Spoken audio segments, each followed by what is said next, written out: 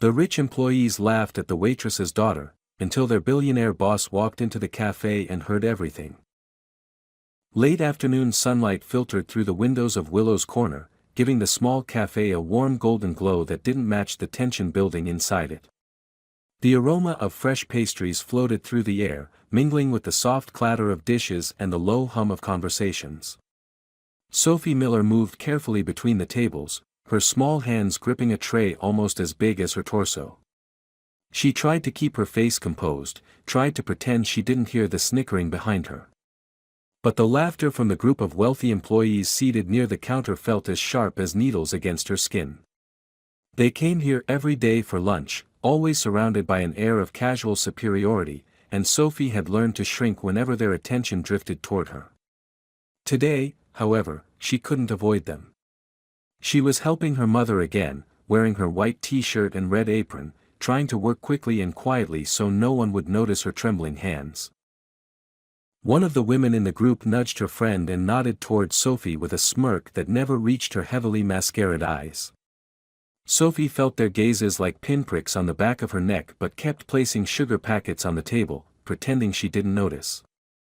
The woman leaned back in her chair, swirling her iced latte lazily, and finally called out to her with exaggerated sweetness. "Well, look who's here again. Little helper. Your mom must really be struggling if she needs a kid to do her job." Her friends laughed, but Sophie kept her eyes down. She hoped they would get bored and move on, but the next comment landed harder. "Hey, sweetheart, does your mom need our tips to survive? Is that why you're working? To make sure she can afford rent?" Another round of mocking laughter followed. Sophie swallowed hard, her throat tightening as she fought the urge to cry. She wasn't ashamed of helping her mother. She wasn't ashamed of their life. But hearing strangers mock her for it, mock her mother, was something she couldn't defend herself against without making things worse. She took a small breath and tried to speak clearly, though her voice wavered. "My mom, she's sick," she said quietly. "I just want to help." Her words weren't met with compassion. Instead, they triggered a louder, crueler laugh from the man who had made the first joke. He slapped the table as if she had just told a particularly funny story. "Sick. Oh, so now we're supposed to feel bad? Please. People say anything for sympathy these days." Sophie's fingers tightened around the tray until her knuckles turned pale. Her chest felt heavy, her eyes stung, and she wished she could disappear into the floor. She wasn't supposed to cry. She had promised herself she would be strong for her mother, who was likely standing in the kitchen behind her struggling just to stay upright long enough to finish her shift. Her mother had been coughing all night again, struggling for breath, yet she still came to work because the bills wouldn't stop arriving just because she was sick. Sophie knew her mother wouldn't complain or ask for help, she would push herself too far, like she always did. And so Sophie came after school every day, doing what she could with her small hands and tired smile. She wanted to protect her mother from everything, but she couldn't protect her from cruel people or their words. Just as the man at the table opened his mouth to add something even worse, the door chime rang gently, breaking through the noise. The bell sounded like any other, soft, delicate, but the effect it had on the room was instant. The employees' laughter froze in their throats. Their posture stiffened. And that alone made Sophie's heart skip. She turned slowly toward the entrance. A tall man stepped inside, the kind of presence that filled the entire room. He wore a perfectly tailored blue suit that looked like it belonged in a boardroom rather than a cafe. His dark hair was styled with effortless precision, and his sharp blue eyes scanned the room with a focus that made everyone straighten instinctively. People who had been laughing a moment ago now avoided eye contact, staring at their cups as if praying to become invisible. Sophie didn't recognize him at first. But the employees did. All of them. Liam Hastings. The billionaire who owned the company they worked for. The man whose signature they bragged about having on their contracts. The man who rarely appeared anywhere without a purpose. He stepped deeper into the cafe, and something in his expression changed when his gaze landed on Sophie. Her tiny form, her trembling hands, the tray she clutched like a shield, none of it escaped him. His eyes then shifted to the group of employees whose laughter had vanished as quickly as their confidence. He didn't speak yet, but the weight of his silence pressed down on them more heavily than any words. Sophie stood in place, unsure whether to flee or greet him. She felt her heart pounding against her ribs, terrified that she was somehow in trouble. But when he walked closer, his gaze softened, not by much, but enough for her to notice. It was as if he saw something no one else had bothered to see. Her fear. Her effort. Her pain. And the cruel echo of what had just been said to her. The cafe, moments ago filled with laughter that hurt, now seemed to hold its breath. Because Liam Hastings had heard enough to know that something wasn't right. And the look in his eyes promised that whatever had been happening here was about to change. Liam moved farther into the cafe with the quiet confidence of a man who never needed to raise his voice to command a room. His polished shoes clicked softly against the tile floor, yet every step felt louder than the employees' earlier laughter. The group by the counter stiffened visibly, each of them trying to appear busy or distracted, as though pretending not to exist would somehow shield them from what they knew was coming. Sophie stood frozen near the table she had been setting, still clutching the tray to her chest. Her gaze flicked nervously between Liam and the group of adults who had mocked her only moments ago, unsure what would happen next. She didn't know who this man truly was, only that the entire cafe reacted to him with near-instant panic. Liam stopped beside her, lowering his head just enough to look at her directly without forcing her to crane her neck. His eyes, sharp and strikingly blue, softened slightly when they met hers. He saw the fear she tried to hide, the way her shoulders trembled under the weight of humiliation. He also noticed how young she was, too young to be working, too young to be spoken to the way he had heard his employees speak to her. He couldn't ignore that something was profoundly wrong. "What's your name?" he asked quietly, his tone unexpectedly gentle. She hesitated, looking down at her shoes.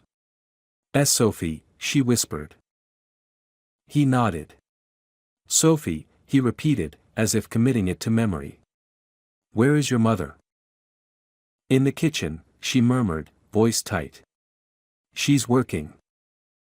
Liam's gaze flicked instinctively toward the swinging kitchen door, hearing her mother's cough even through the noise of dishes and steam.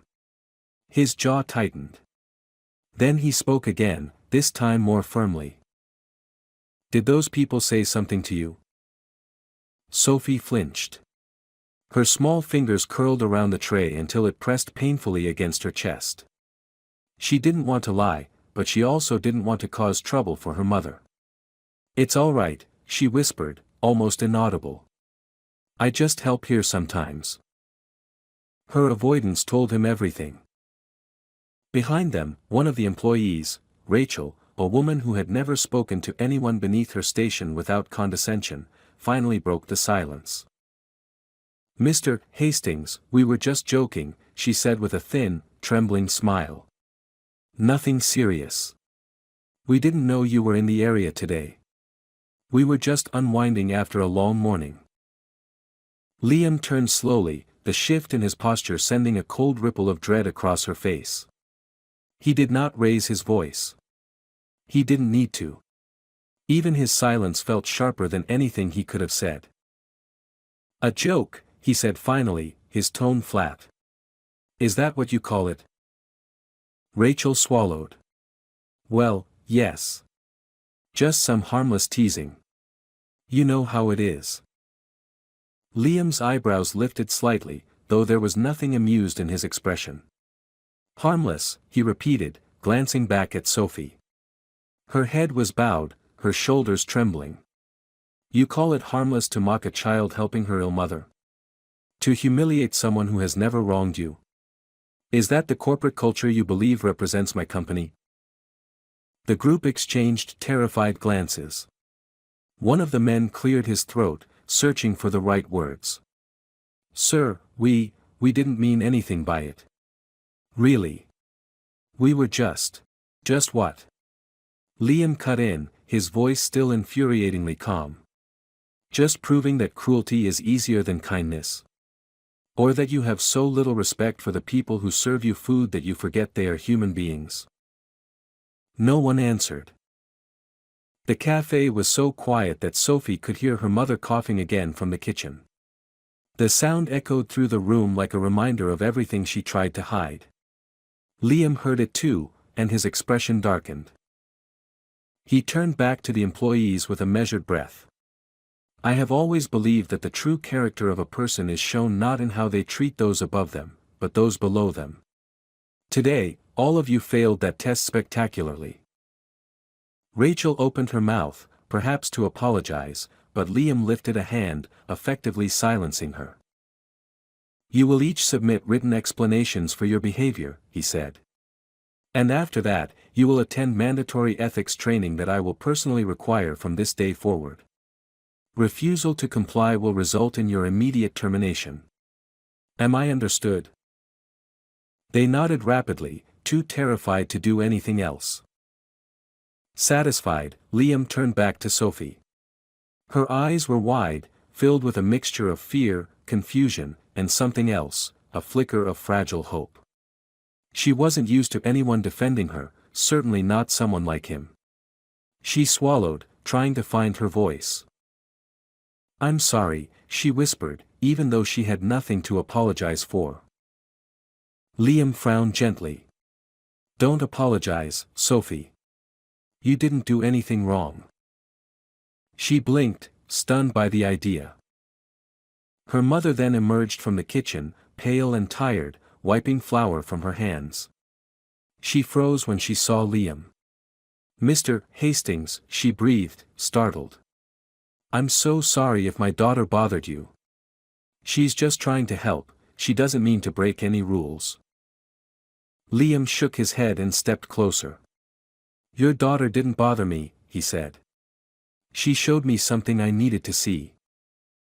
Laura's brow furrowed, but before she could respond, a coughing fit overtook her. She leaned against the counter, trembling. Sophie instantly rushed to her side, placing a small supportive hand on her arm. The sight made Liam's expression tighten again, not with annoyance, but with concern that flickered far deeper than he expected. You shouldn't be working, he said quietly but firmly. Laura tried to stand straight, forcing a tired smile. We need the money. It's temporary. I'll be fine. Liam studied her, her exhaustion, her labored breaths, the way she clutched the counter to steady herself, and then looked at Sophie, whose small face was tight with worry. He realized something in that moment, something sharp and undeniable. This wasn't just a situation he could correct with a reprimand or disciplinary action. This was a family in trouble. A child forced into responsibility she shouldn't carry. A mother breaking herself just to keep their world afloat. And Liam Hastings was not the kind of man who ignored what stood directly in front of him. He exhaled once, slowly, as if making a decision that would change more than he expected.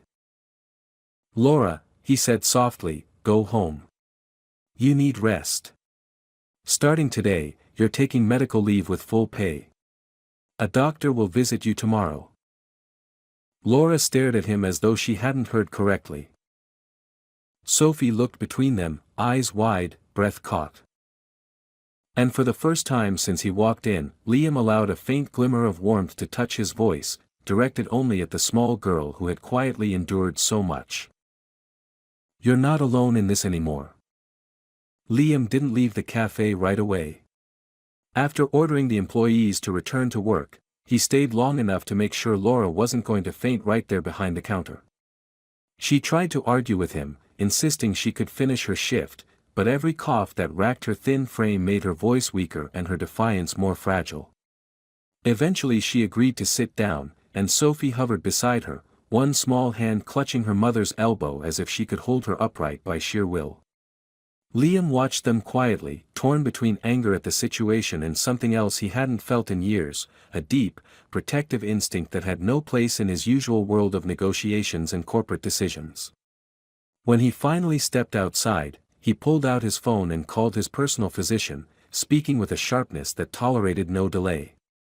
Laura would be seen first thing in the morning, at home, and everything would be paid for privately. The doctor understood immediately. Liam never made such requests lightly. The next morning, Liam arrived at the small apartment complex before the doctor even did.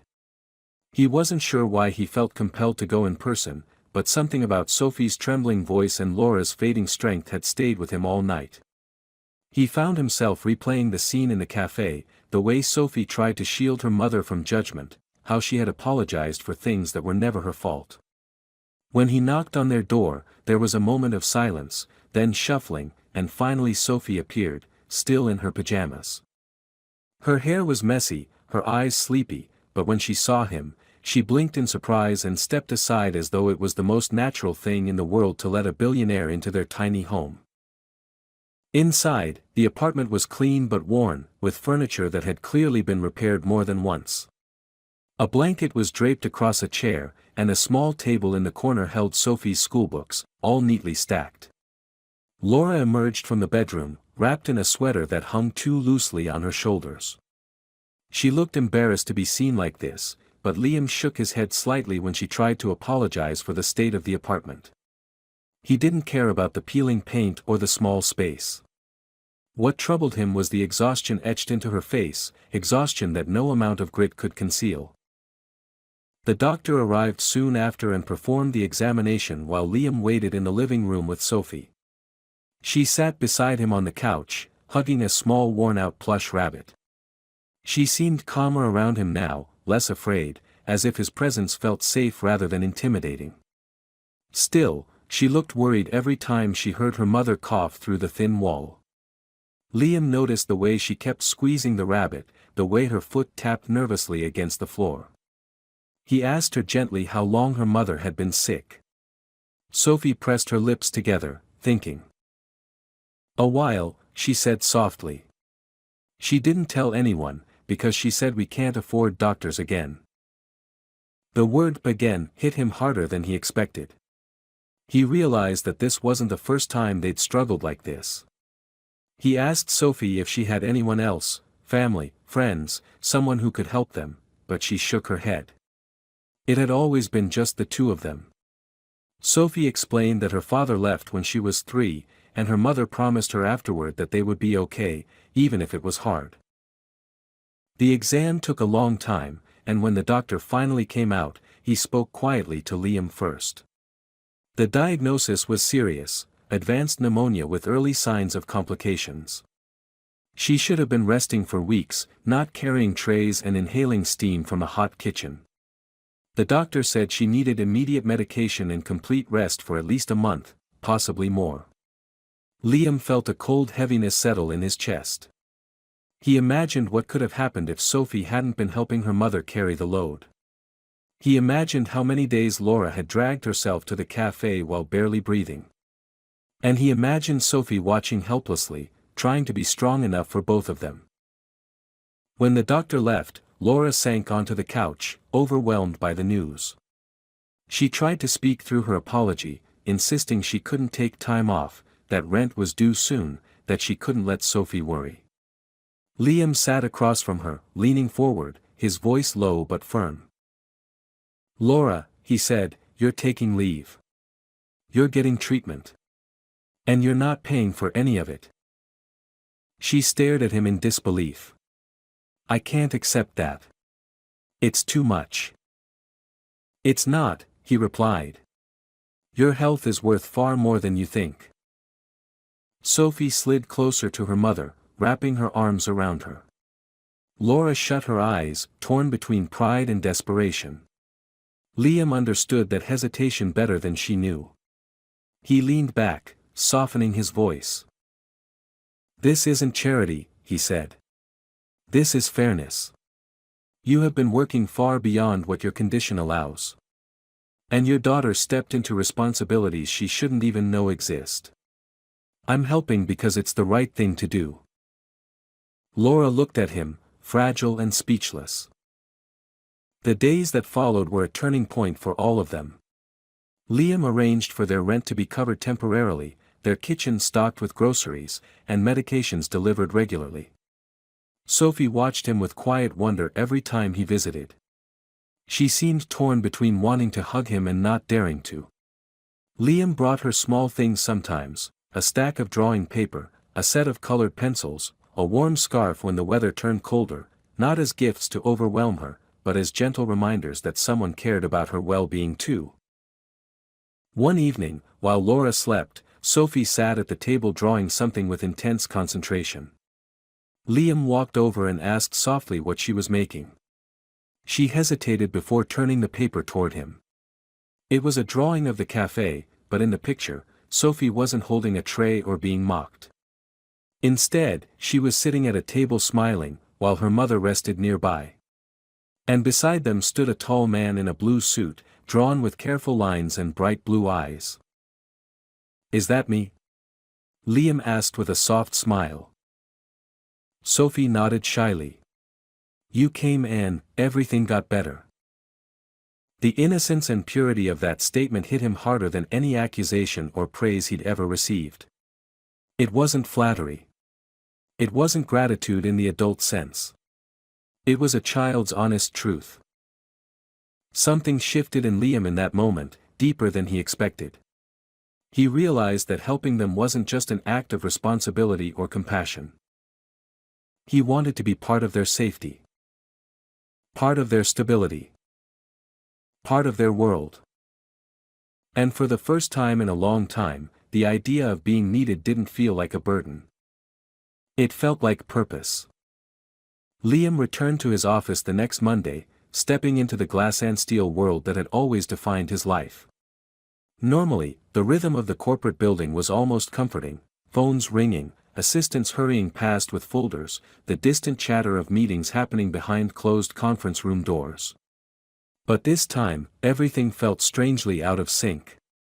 His mind kept drifting back to the small apartment where Sophie sat at the kitchen table drawing in her new sketchbook, and where Laura lay on the couch wrapped in blankets, finally resting without fear of collapsing during a shift. The contrast between the two worlds, his polished empire and their modest home, held him in a state of quiet reflection he wasn't accustomed to. His assistant, Marissa, handed him the morning briefing, but Liam barely glanced at it. He was aware of the concerned looks he received from senior executives who noticed that his usual sharp focus seemed softened by something they didn't understand. They assumed it was fatigue or stress from overwork, but Liam knew the reason ran much deeper. He had stepped into someone else's life unexpectedly, and instead of walking out after offering temporary help, he found himself lingering, drawn back again and again by a sense of responsibility he couldn't shake. Later that morning, he attended a board meeting where his employees from the cafe incident were present via video conference. They looked nervous, stiff, and painfully aware of his presence. Liam didn't bring up the situation directly, he had already addressed it, and they were following through on their reprimands and training. But they watched him with expressions suggesting they were still waiting for another storm to come.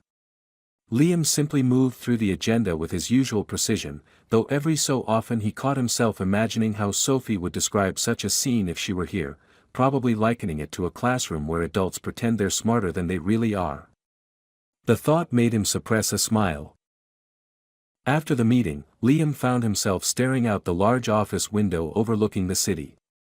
His reflection in the glass looked composed, the ideal image of a billionaire CEO. Yet he felt strangely aware of the emptiness behind that image. The luxury, the accomplishments, the respect, none of it compared to the feeling he got when Sophie looked at him with trust or when Laura said, "Thank you," with a sincerity that cut through years of polite corporate compliments. That small living room with its mismatched furniture had felt more grounding than his penthouse ever had. For the rest of the day he forced himself to focus on the tasks before him, but as evening approached, the pull toward the Miller's apartment grew stronger. It wasn't something he could rationalize. It wasn't an obligation. It was a quiet instinct telling him he needed to check on them, to make sure they were all right, to see whether Sophie had drawn something new or whether Laura had finally eaten something that wasn't toast and tea. So as soon as he finished his last meeting, he grabbed his coat and left the office without offering any explanations. The drive to their apartment felt shorter than usual. When he knocked on the door, Sophie opened it almost instantly, as if she had been waiting for him. Her face lit up the moment she saw him, and she stepped back to let him in before he could even greet her. She wore a soft oversized sweater, her blonde hair pulled into a messy ponytail, and her smile, shy but genuine, made something inside him loosen. "You came again," she said, as though she still couldn't fully believe it. "I said I would," he replied softly. Laura emerged from the bedroom, wrapped in a thinner blanket this time, looking significantly better than the last time he saw her. Her cheeks had regained some color, and she moved without the shaky weakness that had terrified him days earlier. She apologized for her appearance again, but Liam waved it off. He had seen her at her most vulnerable, she didn't know him perfection. They spent the next hour talking in the living room. Laura asked about his work, and he answered only vaguely, not wanting to bring the weight of his world into their recovering peace. Sophie proudly showed him a new drawing, this one of their apartment but imagined with flowers along the windowsill and a bright sun shining above the roof. Liam noticed that he was drawn into the picture again, sitting at the table beside her. He took a slow breath, unexpectedly touched by the way she kept placing him into the narrative of her life. At one point, Sophie asked if he would like tea, and Laura immediately tried to stand to prepare it, but Liam gently insisted she sit. He offered to help instead, following Sophie into the small kitchen. It felt strange at first, standing in a cramped space where he barely fit, but Sophie talked to him freely, explaining where everything was as if she had done this 1,000 times with him already. Her trust disarmed him. She moved around with effortless familiarity, and Liam found himself wanting to learn the rhythm of this little kitchen, to understand the world she navigated every day. While the water boiled, Sophie leaned against the counter, fidgeting with the edge of her sweater. "Mom says you're helping us too much," she said quietly. "She says she doesn't want you to feel like you have to." Liam turned toward her, kneeling slightly so he wasn't towering over her. "I'm helping because I want to," he said. "Not because I have to."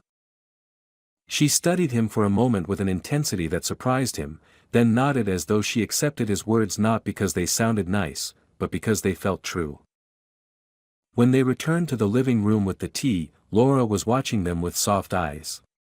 There was gratitude in her expression, but also something more complex, something that suggested she was trying to understand why a man like Liam Hastings kept coming back.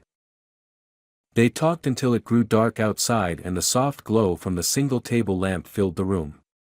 Before Liam left, he reminded Laura of her next doctor's appointment and made sure she had everything she needed. Sophie walked him to the door the way she always did, hugging her small arms around herself in a gesture that wasn't quite a goodbye but more like an unspoken hope that he would come again. "You'll come tomorrow?" she asked, her voice barely above a whisper. Liam paused. He realized that he had never made promises lightly. His world was too unpredictable, too demanding. Yet with Sophie, the answer came without hesitation. "Yes," he said.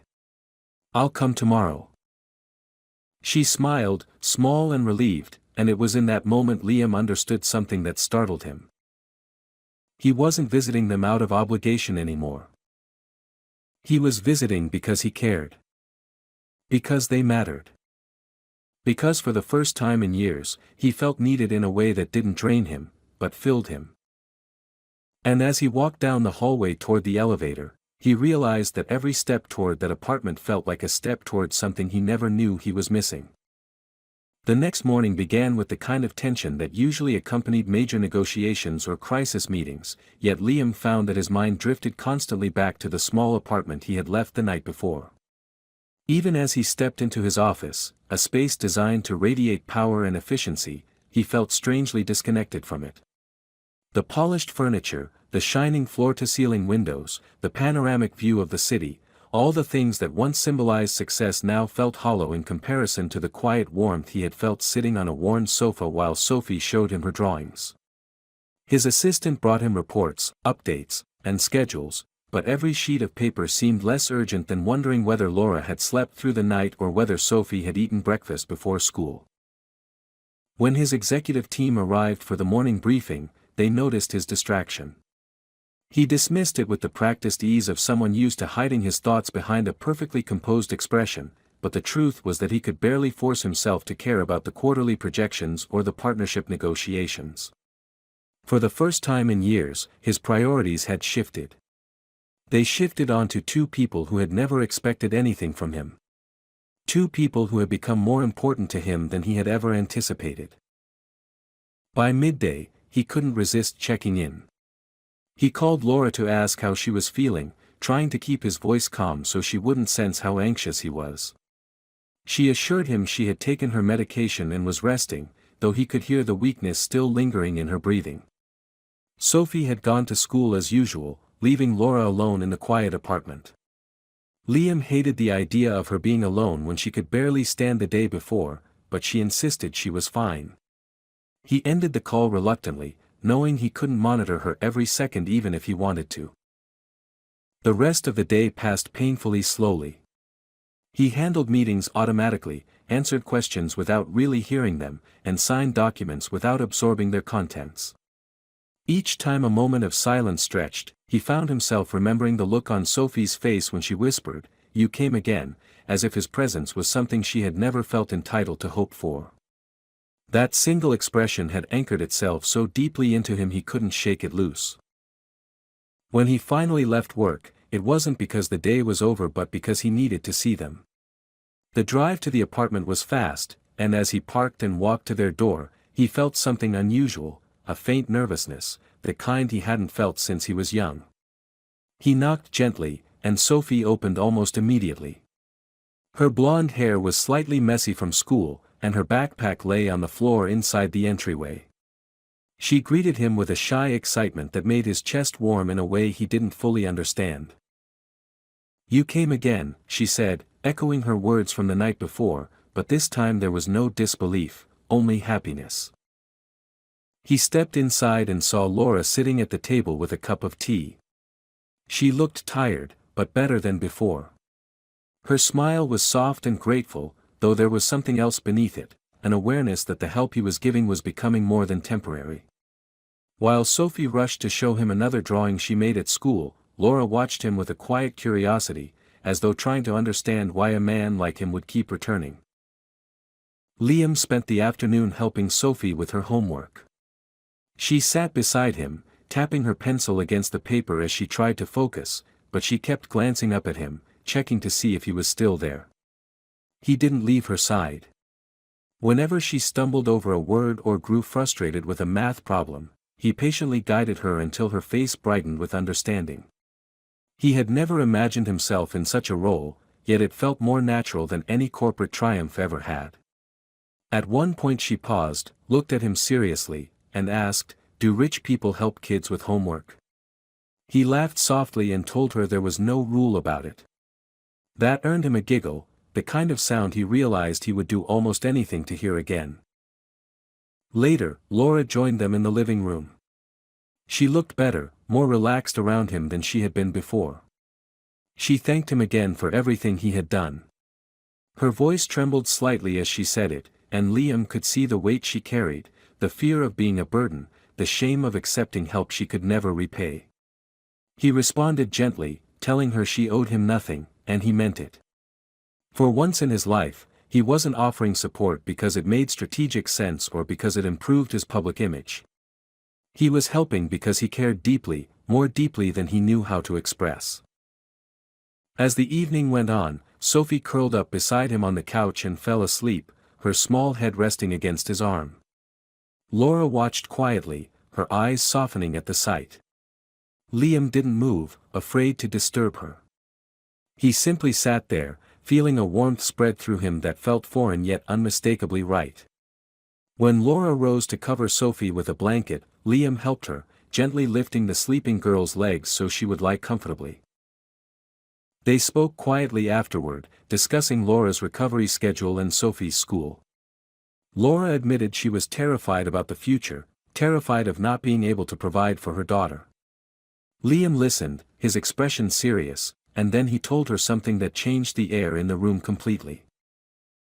"You don't have to face it alone," he said. "Not anymore." The words hung between them, warm and heavy with meaning. Laura didn't respond immediately. She simply looked at him, her eyes filled with gratitude, confusion, and something like relief. She had spent years carrying every burden by herself, and suddenly she wasn't carrying it alone at all. When Liam finally stood to leave, he felt Sophie stir in her sleep. She didn't wake fully, just mumbled something and reached blindly for him. He brushed his hand over her hair and whispered that he would be back tomorrow. Laura walked him to the door, and as he stepped into the hallway, she whispered the same words she had said before, but this time they held a deeper weight. "Thank you for everything, Liam." He nodded gently and left, but even after he walked down the hall and into the elevator, her voice and Sophie's presence lingered in his mind. He didn't know exactly what was forming between them, not yet, but he knew with absolute certainty that he couldn't step away from it. Sophie needed him. Laura needed him. And unexpectedly, quietly, he realized something even more profound. He needed them too. Liam arrived early the next morning with a bag of groceries in one hand and a folder of documents under his arm, a combination that would have confused anyone who knew him professionally. His mornings were usually reserved for reviewing financial reports or negotiating with investors, not buying fresh fruit and medicine or checking in on a recovering waitress and her daughter. Yet when he walked into the Miller's apartment building, he felt a sense of purpose he hadn't experienced in years. Something about taking care of them felt grounding, almost necessary, as though he were repairing a part of himself he had forgotten existed. Sophie opened the door before he even knocked fully. She had clearly been waiting for him, her hair brushed and her clothes neatly arranged, even though she still looked sleepily rumpled in a way that made her seem younger than her responsibilities allowed. When she saw the grocery bag, her eyes widened with curiosity, and she stepped aside to let him in with the excited bounce of someone who didn't often get surprises. As he stepped inside, he noticed the apartment was warmer than before, the curtains open to let in sunlight, and the faint sound of a soft radio playing in the kitchen. It felt lived in again, not silent and heavy the way it had when Laura was at her worst. Laura was sitting at the small kitchen table with a blanket around her shoulders. She looked up at him with a mixture of embarrassment and gratitude. She apologized again for not being able to host him properly, but Liam reassured her firmly that he wasn't there for hospitality. He placed the groceries on the counter and quietly began unpacking them while Sophie hovered beside him, handing him items and naming them out loud as though helping with something important. He found himself smiling at her enthusiasm. The folder under his arm contained paperwork for Laura's extended paid leave and insurance updates, something he had worked on personally to ensure she wouldn't have to worry about bills or losing her job. He waited until Laura seemed alert enough to go over it with him. When he placed the folder on the table, she stared at it nervously, as though afraid to touch something that belonged to someone so far above her in status. But Liam moved closer, pulling out a pen and explaining each document slowly and clearly, emphasizing her rights and the support she would receive. Laura listened intently, though tears filled her eyes when she realized how comprehensive the support was. It wasn't temporary or half-hearted, it was a full safety net. She tried to protest, insisting she didn't want to take advantage of him or become a burden, but Liam gently stopped her. "You're not taking advantage of me," he said. "And you're not a burden. You're an employee who deserves care. And Sophie deserves a healthy mother." Laura swallowed hard, unable to respond. Sophie, sitting beside her mother, placed her small hand on top of Laura's and nodded seriously, confirming the truth of his words in the simplest way possible. That little gesture made something tighten in Liam's chest. After the paperwork was settled, they spent the rest of the morning in an easy, almost domestic rhythm. Liam helped Sophie prepare her backpack for school, checking her homework and tying the loose end of her shoelace. It felt strangely familiar, like slipping into a role he had never played but somehow knew intuitively. Laura watched from the table, amazement softening her features as she realized the billionaire who commanded boardrooms was carefully packing her daughter's lunch like it was the most natural task in the world. When it was time for Sophie to leave, Liam offered to drive her. Laura hesitated, but Sophie lit up at the suggestion, and Laura ultimately agreed after seeing how excited her daughter was. During the drive, Sophie asked him countless questions: why he liked blues so much, whether his office was as big as the cafe, whether rich people still got scared sometimes. Liam answered each question thoughtfully, surprised by how easy it was to speak honestly with her. When they reached the school, other parents and children stared openly at the luxury car and the imposing man stepping out to open the passenger door for a little girl in a simple jacket and school backpack. But Sophie didn't seem intimidated. She smiled at him and hugged him quickly before running toward the building. As she reached the entrance, she looked back to wave, and the moment felt strangely significant, as though he had just become part of a daily ritual he hadn't known he needed. The rest of the day was busier than usual for him. Meetings piled up, and his phone buzzed constantly with demands from lawyers, board members, and executives. Yet between each meeting, he found himself glancing at the clock, counting the hours until he could return to the Millers. The contrast between the polished corporate world and the warm, imperfect apartment grew sharper in his mind.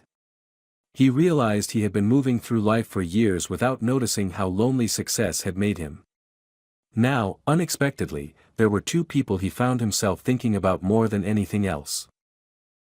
When he returned to the apartment that evening, Laura greeted him at the door looking slightly stronger.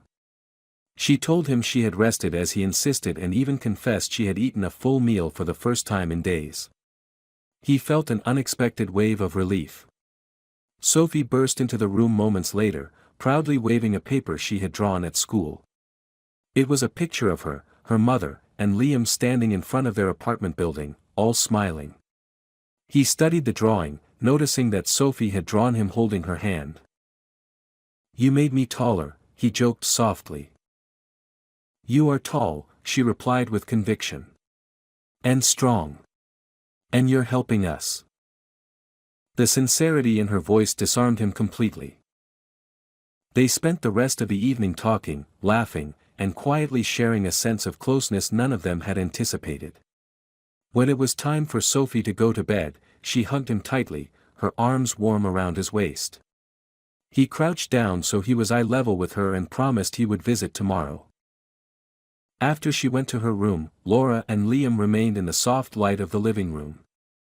She looked at him for a long moment before speaking. "You're changing our lives," she whispered. "I don't know how to thank you for that." Liam shook his head quietly. "I'm not doing it for thanks." "Then why?" she asked softly. He didn't have a polished answer prepared.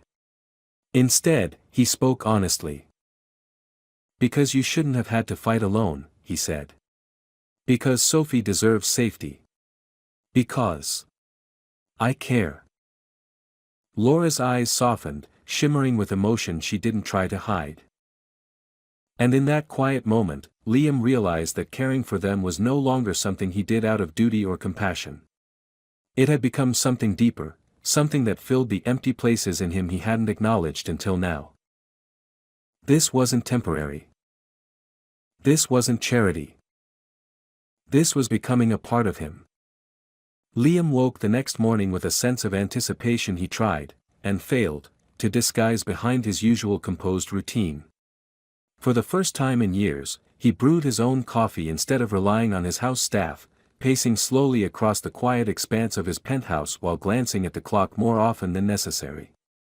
He had a meeting scheduled with his board in less than an hour, yet his thoughts were already drifting to Sophie's school pickup and whether Laura had slept well enough to face another day of recovery. He couldn't deny it anymore, their well-being had grown into something personal, and no amount of work or discipline could push it to the edges of his mind. When he arrived at the office, he attempted to immerse himself in work.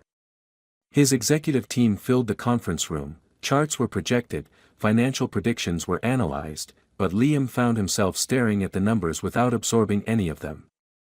His mind replayed the moment Sophie hugged him the night before, the deep sincerity in her small voice when she thanked him for coming back, and the quiet, almost fragile look in Laura's eyes when he said she didn't need to fight alone. Those images clashed sharply with the corporate world around him, a world of polished surfaces, rehearsed smiles, and carefully worded strategies. Halfway through the meeting, he excused himself under the pretense of a phone call. As soon as he stepped into the hallway, he exhaled deeply, loosening the tight hold he kept over his emotions. His assistant approached with more files, but Liam dismissed her gently and headed toward the elevator. He had the urge to check on Laura again. It wasn't scheduled, it wasn't necessary, but it felt right. And over the past weeks, he had learned to trust that instinct. When he reached the Miller's apartment, he knocked softly. Laura opened the door, looking surprised but pleased to see him. She had color in her cheeks again, her breathing steadier, her posture stronger. She thanked him for the groceries he'd brought the day before and apologized for not being fully ready for visitors, though her apology was accompanied by a faint smile that told him she was no longer scared of inconveniencing him. Sophie ran toward him from the living room, stopping just short of crashing into him. She showed him a new drawing she made during recess, this one of the three of them in a park, with Sophie holding a balloon and him holding her hand. There was something almost painfully innocent about the image, something that made him silently vow that nothing and no one would ever hurt this child again. While Laura rested on the couch, Liam made lunch with Sophie's enthusiastic help. She peeled carrots with great seriousness, standing on her toes to watch the pot bubble on the stove. He found himself laughing at her commentary on how school lunch was terrible, how she hated math tests, and how she wished her mother didn't get tired so easily. When Laura tried to stand and help, Liam gently guided her back down. "You need to rest," he insisted. "And you need to work," she countered with a soft laugh. "I can do both," he replied without missing a beat. After lunch, Laura fell asleep on the couch, finally comfortable. Liam and Sophie sat quietly nearby, speaking in low voices as though afraid to disturb her. They played a card game she insisted he learn, and though he pretended to struggle for her sake, he quickly noticed she was sharper than most adults he negotiated with.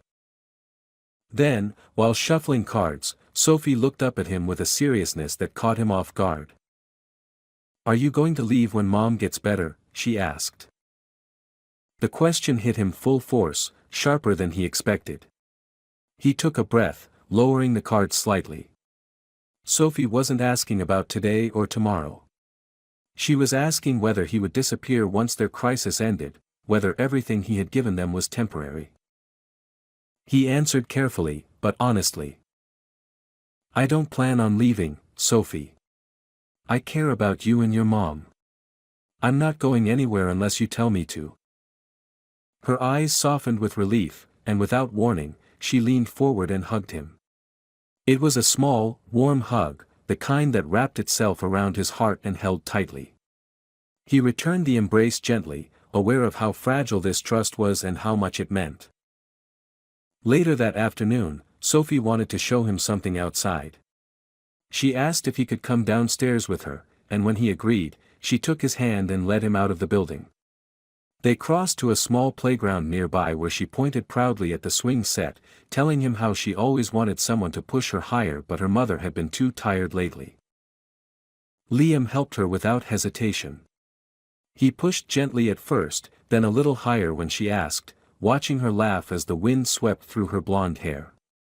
Her joy was infectious. Parents passing by glanced at them with curiosity, some with admiration, others with surprise. They saw a wealthy, impeccably dressed man pushing a child on a playground, but none of them knew the story behind it, the fragile connection that had formed between them. When they returned to the apartment, Laura had woken and stepped onto the balcony to get fresh air.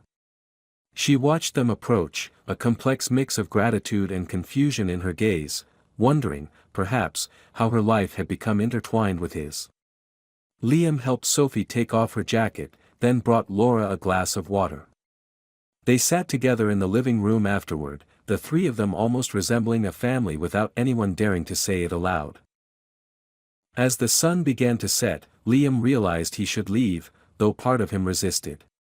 Sophie walked him to the door, as she always did, and waited until he turned in the hallway before calling out softly. "You'll come tomorrow?" He paused, turning back.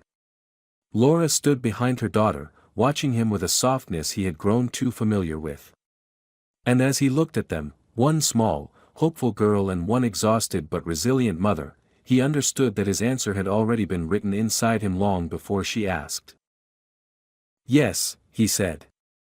"I'll come tomorrow." Sophie smiled, and Laura's shoulders relaxed ever so slightly. On the elevator ride down, Liam leaned against the wall and closed his eyes. He wasn't just helping them anymore. He wasn't even simply caring. He was becoming part of their lives in a way he hadn't expected, in a way that terrified and comforted him at the same time. For the first time in years, he wasn't going home to an empty penthouse. He was going home thinking of them. And he knew, clearly, deeply, that this story wasn't anywhere near its end. The weeks that followed passed quietly but meaningfully, each day weaving Liam deeper into the lives of Laura and Sophie until the connection between them no longer felt like something fragile born out of crisis, but something steady and real. Laura continued to recover, growing stronger with every morning she woke without the weight of exhaustion dragging her down. Her cough faded, her complexion brightened, and the energy she had long buried beneath stress slowly resurfaced.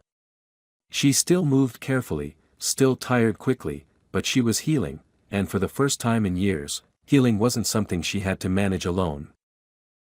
Sophie blossomed faster than anyone expected. With her mother finally resting and the constant fear of losing her gone, she grew more open, more cheerful, more childlike in the way children should be. She laughed easily, talked more during their dinners, and ran to greet Liam every time he arrived as though he were returning from a long journey instead of a single workday.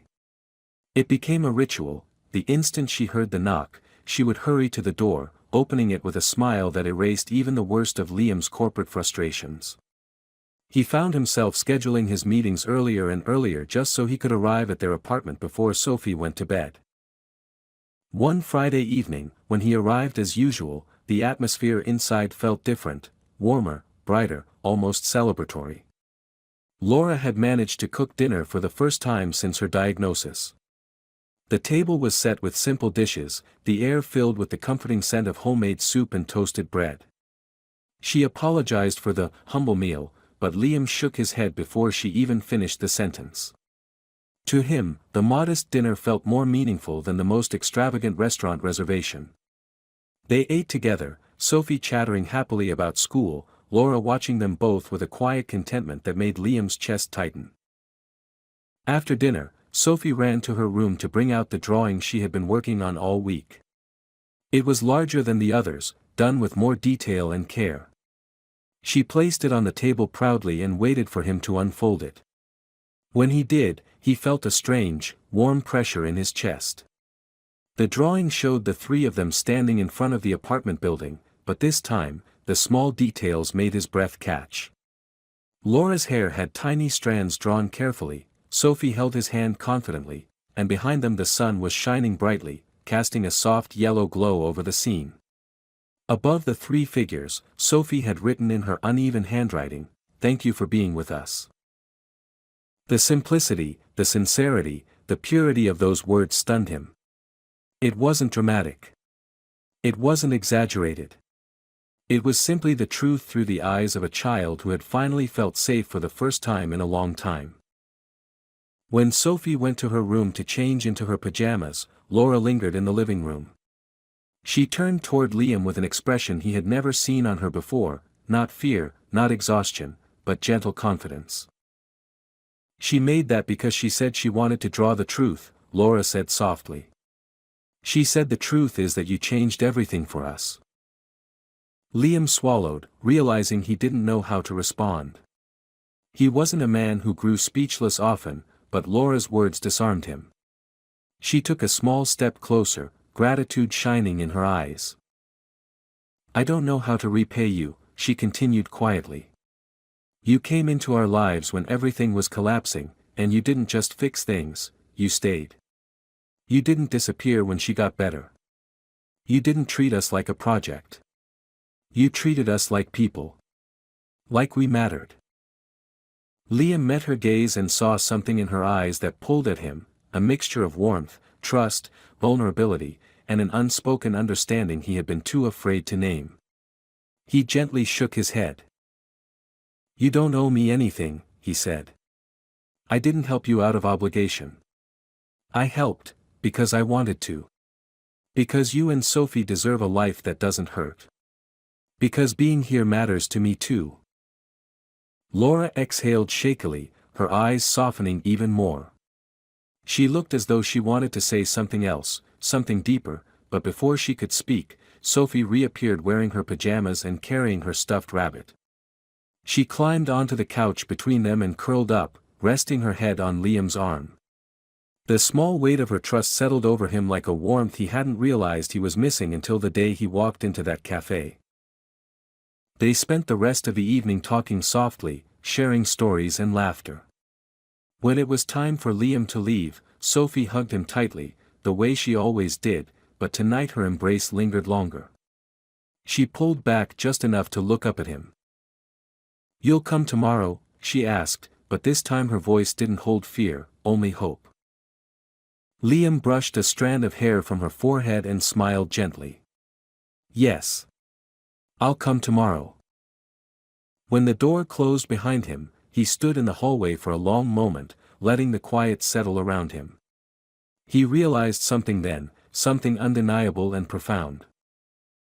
He had walked into their lives because of an injustice he couldn't ignore. But he stayed because he didn't want to imagine life without them.